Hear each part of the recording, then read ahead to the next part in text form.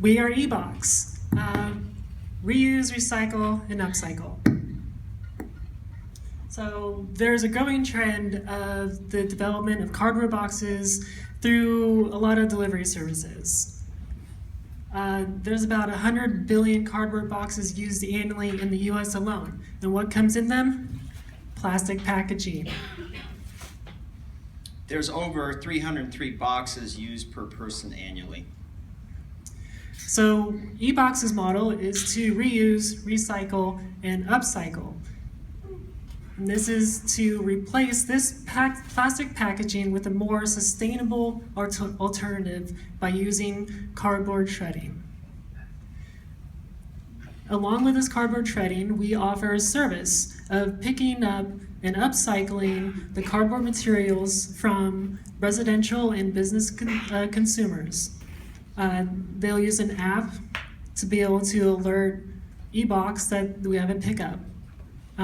This diverts waste going to landfills and reduces the generation of these plastic packaging.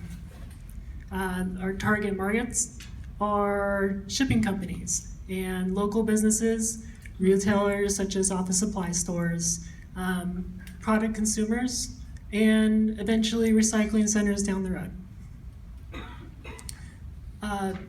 We did some market validation, so we went out to the public and asked some interesting individuals some questions. We found out that most people do recycle, so that's great.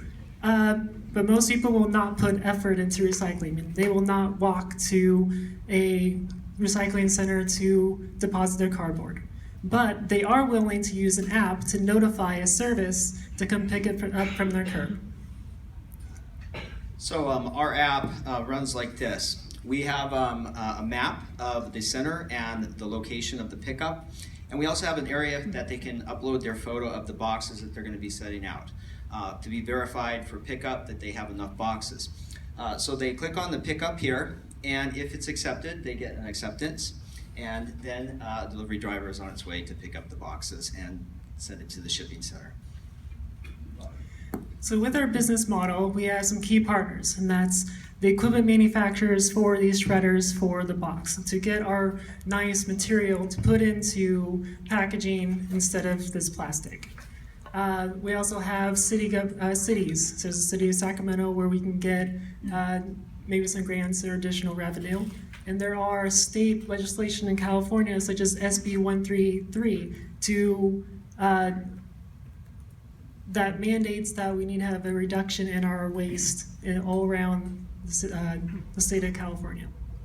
The revenue streams include this packaging material and eventually going into a compost company as well.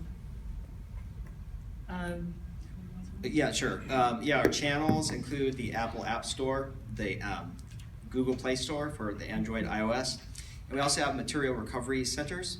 Our cost structures include cardboard equipment, shredders. They are very expensive, but they handle a very high volume of cardboard and recycling materials. We also have the facilities and we have the pickup services. And so our differentiation here is our pickup services is the main way of managing the supply chain and both a product and service to impact sustainability. Our competitors, we have some indirect and direct that are in the sustainability area, and they include PolyAir, BMSI, Airship, EPAC, Fresco, Blue Lake Packaging, Indirect Chuckpack, Fabrical, and Klockner Pentalus. And so they basically service flexible packaging, composite fibers, and niche markets like drug and foods. Our finances, we're going to start with $33 million in sales the first year, grow 300% for the first 4, and then 300% the 5th year. We have a very high profit, gross profit margin of over 90% going throughout. The basic cost is going to be in the beginning of the equipment. And our milestones are to create the app, supply chain marketing, customer marketing and partnerships, purchase shredding equipment, and source facility locations. Our team includes 5 people. We have a lot of engineers and people in electrical, and we have a programmer too also. So our growth opportunities include expanding into food waste and paper waste, which grows into additional compost revenue in the future. Thank you. Do you have any questions?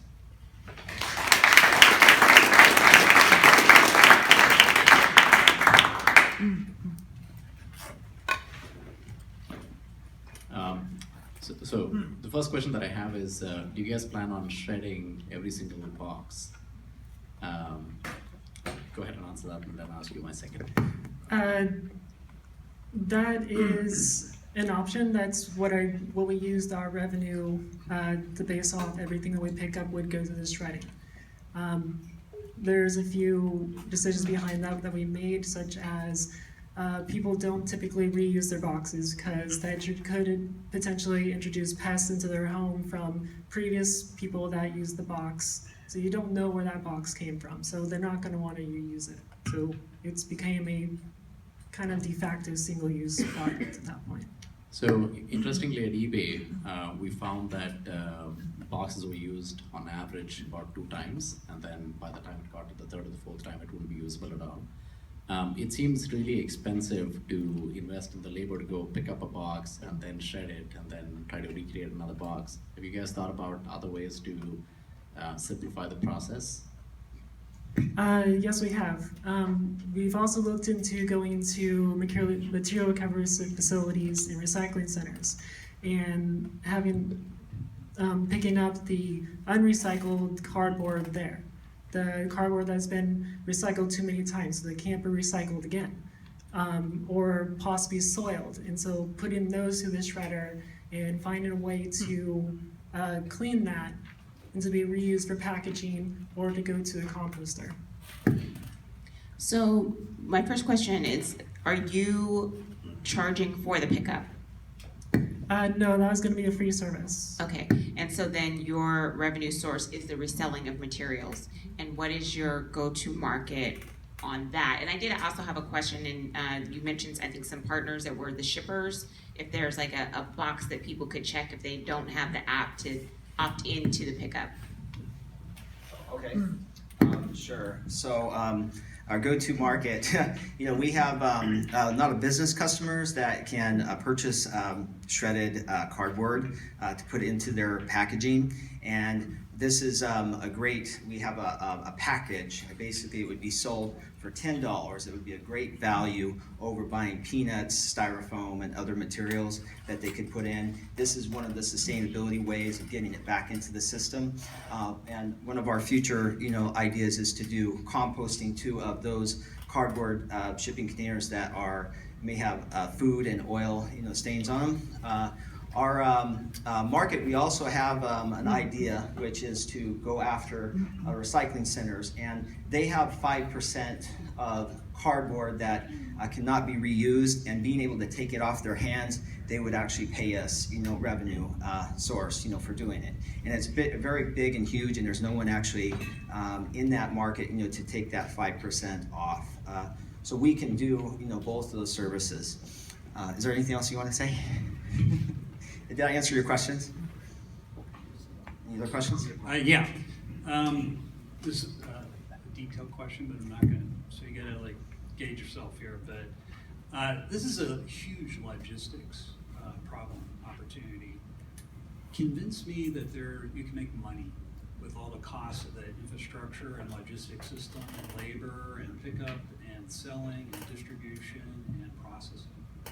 Yes, so I think that if we work with partners, I think it's the recycling centers, and we're able to get in dense areas, where there's a lot of people and businesses. This is going to be a huge market because 70% of the population lives in 30% of the cities. There's very large cities, too, also like Los Angeles, Atlanta, Chicago, Boston, San Francisco. There's been mentioned LA, New York City, and Washington, D.C., Seattle. And so these are huge markets, to go into, and where there's a lot of recycling centers, and I think there's a lot of opportunities for us to do deals with them.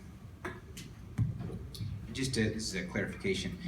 The cardboard, shredded cardboard used as a packing material, that's currently being done by competitors currently?